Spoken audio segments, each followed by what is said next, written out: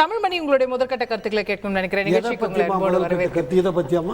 இது பத்தி வேண்டாம், அதனாலதான் உங்கள்கிட்ட.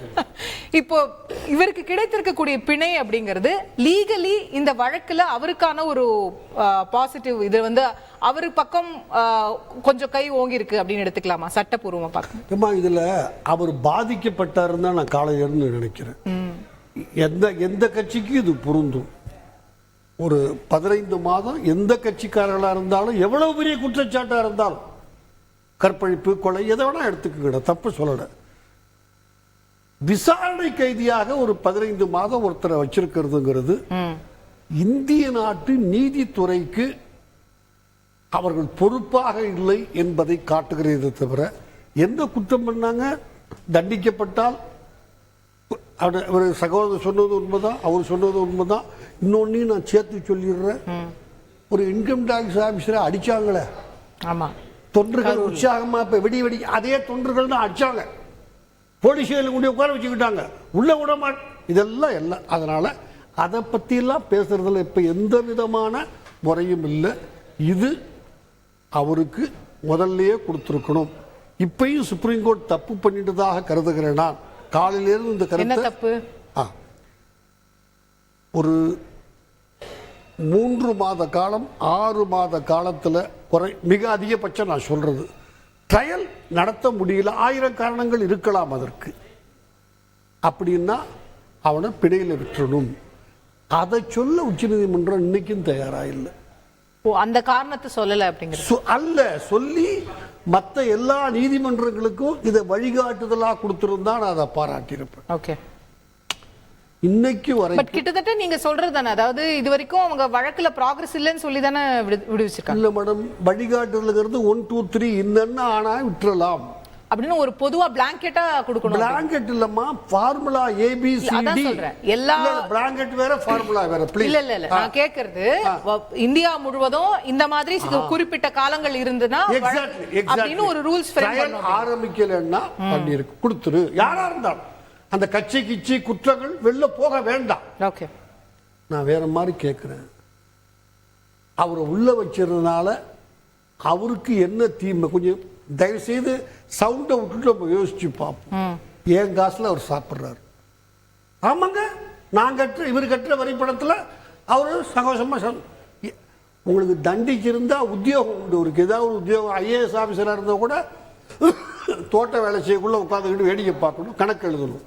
நான் ஜெயிலில் இருந்திருக்கேம்மா, எனக்கு தெரியும். உத்தியோகம் ட்ரெஸ்ஸும் மாற்றிடுவான். உத்தியோகம் இப்போ சொந்த ட்ரெஸ்ஸு. அம்மா ஜெயிலில் ஃபோன் உண்டு, ஜெயிலில் இந்த சூப்பர் மார்க்கெட் உள்ள வந்துருச்சு, எல்லா ஜெயிலையும். என்ன அவருக்கு மறுக்கப்பட்டிருக்குது? யார்? நான் தயவு செஞ்சு பாலாஜின்னு எடுத்து சுதந்திரம் மறுக்கப்பட்டிருக்கல, அதனால தானே நீங்களே இன்னைக்கு வந்து 1.5 வருஷம் இருக்கிறது. ஒரு நிமிஷம், சுதந்திரம் மறுக்கப்பட்டிருக்கு, என் காசுல சாப்பிடுறாரு. ரெண்டும் நான் என்னுடைய ஸ்டாண்டு தான். என்ன அரசாங்கத்துக்கு அதனால லாபம், நீதிக்கு என்ன லாபம்? ஈடு என்ன ஆர்கியூ பண்றாங்கன்னா, வெளியே வந்தா அவருடைய அதிகாரத்தை பயன்படுத்தி சாட்சிகளை கலைப்பாரு, ஆதாரங்களை மாத்துவாரு, அந்த லாபம் அப்படிங்கிறாங்க. எவ்வளவு நாளைக்கு ஏன் இந்த கதையவே நம்ம சொல்ல முடியும்? 100 வருஷம் சொல்லலாமா? 100 வருஷம் ட்ரையல் ஆரம்பிக்கலன்னா வெளியே விட்டா கலைச்சிருவான். எம்மா என்ன இந்த பூச்சாண்டி வர்றான், வெக்கமா இல்லையா? ஒரு நான் சொல்லலாமா? கலைக்க முடியாதா? கலைக்க முடியாது. உள்ள இருந்து நான் கலைச்சு காமிக்கட்டுமா உங்களுக்கு? போன் இருக்குன்னு எதுக்கு நான் உங்ககிட்ட சொன்னேன்? போன் இருக்குன்னு கலைக்கிறவங்க எங்க இருந்தாலும் கலைப்பாங்க. எக்ஸாக்ட்லி. நான் பேச வேண்டியது இல்லம்மா. என் சார்பா சகோதரர் சகோதரர் தப்பா நினைக்க கூடாது, பேசலாம். ஏன் மச்சான் பேசுமா? ஒரு கட்சிக்காரர் அவரு அடிச்சாரு, காயத்ரி அந்த அம்மா பேர் ஆபீசர் அடிச்சது அவரு அடிச்சாரா? யாரோ தானே அடிச்சாங்க, யாரோ தானே கொண்டு போலீஸ்ல உட்கார வச்சாங்க. போலீஸ் ஹெல்ப் பண்ண மாட்டேன்ட்டா அது கேஸ் இன்னும் முடியல. இங்க அந்த கேஸ் இன்னும் தான் இருக்குது. ஆக அவரா செய்யற அந்த கருத்து நியாயம் அல்ல. உச்ச நீதிமன்றம் இந்த நேரத்தில் கூட கொஞ்சம் மற்றதெல்லாம் விட்டுருங்க, குற்றங்கள் அதெல்லாம் கரெக்ட். எல்லா கட்சியிலும் இருக்கிறாங்க, எந்த கட்சியிலையும் குற்றம் பண்ணாத வேணும் பிறந்தா ஒரு தடயமா உண்டு. இந்த கண்டிஷனை விட மோசமான கண்டிஷன் எல்லாம் ஜெயலலிதாவுக்கு போடப்பட்டது. எத்தனை வருஷம் ஆச்சுன்னு தெரியும். 2 வாரங்களுக்கு முன்னால தினத்தந்தி பத்திரிகையில் செய்தி முதல் பேஜில் வந்திருக்குது. மொத்தம் எவ்வளவு கேஸுகள் பெண்டிங்க? 52 ஆண்டு காலமாக 3 வழக்குகள் பெண்டிங். அதுல 2 கல்கட்டா, 1 தமிழ்நாடு. 2 வாரத்துக்கு முந்தி தமிழ்நாட்டுல யாரு 52 வருஷமா இல்ல பொலிட்டிக்கல் கேஸ் இல்ல, நான் அது மாதிரி சொல்ல பொலிட்டிக்கல் இல்ல. Okay, not political. யாரா இருந்தாலும் வழிதான். அதுக்காக நான் சொல்ல வரேன். அதை தயவு செய்து இதை ஒரு வாய்ப்பாய் எடுத்துக்கிட்டு எல்லா கட்சிகளும் இனிமேல் விரைவா இதெல்லாம் முடிச்சுட்டா பரவாயில்ல. இல்ல சட்டத்தை திருத்துவம் என்ன கெட்டு போச்சு. இப்ப என்ன, அன்னைக்கு இருந்த நிலைமை வேற, இன்னைக்கு என்ன ஆயிடுச்சு. ஆளுங்கட்சிகள் போனாலும் ஆளுங்கட்சிகள் வந்த பிறகு பார்த்துட்டோம். 10 வருஷம் ஆன உடனே கொலைகாரனை ரேப் பண்ண உடனே, நான் பேரெல்லாம் சொல்ல விரும்பல, பஸ்ஸை கொளுத்துனாங்கல்ல, அதோட அது ஒரு பொலிட்டிக்கல் ஹீட்டை நான் உண்டாக்க என்னுடைய கடமை அல்ல. நார்த் இந்தியாவிலையும் அவங்க ஆளுங்கட்சியாக வந்தவொடனே விடுதலை பண்ணுறாங்க. அவன் ஐயோட அந்த பாப்பா செத்து போச்சு கோயில வாணியே அது சிங்கார அது அது ஆன்மா சாந்தி அடையுமா அதில் யோசிச்சு. ஆக அரசாங்கம் தப்பு பண்ண எப்போ எல்லா கட்சிக்கும் பொருந்துது, நான் விளக்கமாக சொல்ல வேண்டிய அவசியம் இல்லை. வந்துருச்சோ அப்போ சுப்ரீம் கோர்ட் என்ன பண்ணியிருக்கணும், இதை கிளியரன்ஸ் கொடு, இதை கிளியரன்ஸ் கொடுக்காத, கிளியரன்ஸ் கொடுக்க மாட்டாங்கிறதா அவங்க சொல்றாங்க. ஸ்டேட் கவர்மெண்ட் கிளியரன்ஸ் இருக்கலாமா, எனக்கு நான் உள்ள போக விரும்பல, நான் அது ஒரு ஹீட்டை தான் கிளப்போம், பிரச்சனையை முடிச்சு சுப்ரீம் கோர்ட் கொடுக்குன்னு சொல்லியிருக்கணும். எப்ப இப்பதான் நீங்க வழி கண்டுபிடிச்சிட்டீங்க. கவர்னர் செக்ரட்டரியை பார்த்தியாக்கனா போதும்னு கான்ஸ்டிடியூஷன் தூக்கி ரோட்ல போட்டீங்க. கவர்னரை சேர்க்க முடியாது, டைரக்ஷன் கொடுக்க முடியாதுங்கிறதெல்லாம் முடியாதாங்க. கவர்னர் செக்ரட்டரி பார்ட்டியா சேர்த்துட்டு அவரை கவர்னர் சொல்ல வேண்டியதெல்லாம் செய்யற வழி கண்டுபிடிச்சிட்டீங்க. சுத்தி வளைச்ச தப்பு இல்லை, நான் தப்புன்னு சொல்ல வரல, கண்டுபிடிங்க.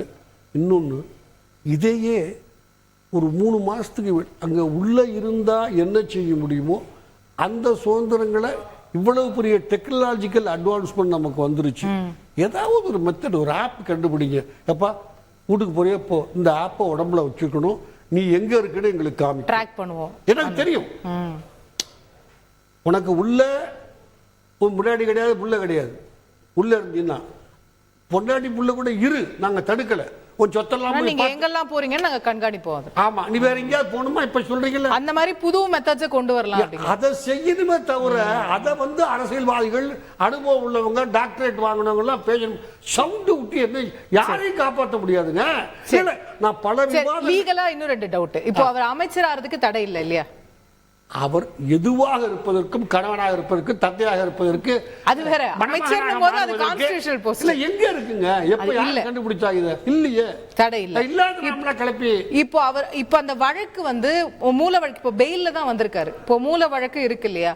இப்போ அதை விரைவில் முடிக்கிறதுக்கோ இல்ல அந்த மாதிரியான நடவடிக்கைகள் அடுத்து இருக்குமா, இல்ல அது கோர்ட் டைரக்ட் பண்ணிருக்கா? அதுதாங்க பண்ணிருக்காங்க, நான் பார்த்தேன், சொல்லியிருக்கிறாங்க. ஆனால் விட்னஸ் யாருக்கு கூட்டிட்டு வரணும்? தமிழ்நாட்டில என்ன விட்னஸ்? இந்த காசு வாங்கின கேஸ் தானே கூட்டிட்டு வரணும். இப்போ தமிழ்நாட்டுக்காரன் தானே போக போறான். நான் விட்டா தானே. அன்னைக்கு போய் ஹாஸ்பிட்டல் அட்மிட் ஆன கேஸ் உங்களுக்கு தெரியும். ஒரு லேடியோடைய சொந்தக்காரர் போய் ஹாஸ்பிட்டல் படுத்துக்கிட்டு அவர் ஆங்கியோன்னு சொல்றாரு. அவர் வைஸ் சான்சலர் ஆக்குனாங்க. அந்த டீனை, நான் பேர் தெரியும் எனக்கு, வைஸ் சான்சலர் ஆக்குனாங்க. கோர்ட்ல கொண்டு போய் படுத்துக்கிட்ட ப்ரொடியூஸ் பண்ணாங்க. சோ அது ரொம்ப சீக்கிரத்துல முடிஞ்சிராது இந்த கேஸ்ன்றீங்க, இழுத்துட்டு தான் போகும். அதாவது ஒரு அரசாங்கம், ஆளுகின்ற அரசாங்கம், எந்த அரசாங்கமாக இருந்தாலும் அதே தான் ஜெயலலிதாவுக்கு அந்த ஜட்ஜி சொன்னா, ஒரு டிஸ்ட்ரிக்ட் ஜட்ஜி, நான் மட்டுமே காத்திருக்கிறேன், தனிமை சிறையில் நான் சத்தியமா இருக்கு, தமிழ்மொழி போய் சொல்றான் கிடையாது, தனிமை சிறையில் வைக்கப்பட்டிருக்கிறோனோ என்கிற எண்ணம் மட்டுமே எனக்கு வருகிறது. இந்த பிபியை தான் போடணும். யாரு? ஜெயலலிதா கேஸ்ல பிபி வேணான்னு சொன்னா எனக்கு புரியுது. ஒரு ஜட்ஜி ரிட்டையர் ஆயிட்டான், இந்த ஜட்ஜி தான் போடணும். ரிட்டையர் ஆனா என்ன, உன வை, எதுக்காக? இதையெல்லாம் நடக்கிற போது நீங்க கோர்ட் இன்னும் கொஞ்சம் ஸ்ட்ராங்கா இருந்து பெயில் கொடுக்கிறது இன்னும் சீக்கிரம் கொடுத்திருக்கலாம். வழக்கு சீக்கிரம் முடிக்கிறதுக்கும் இன்னும் கோர்ட் ஸ்ட்ராங்கா. நீ வழக்க முடிக்கலன்னா 6 மாசத்துல அரசாங்க தப்போ வந்தப்போ திருப்பி தூக்கி உள்ள வச்சிருவேன் அப்படின்னு சொல்ல, அவ்வளவுதான். அத மாதிரி இன்னைய நிலைமை அப்படி இருக்குதுங்க. அதெல்லாம் செய்ய வேண்டிய அவசியம் வேற வழி இல்லை. ஓகே, செய்திகளை உடனுக்குடன் தெரிந்து கொள்ள உடனே சப்ஸ்கிரைப் பண்ணுங்க.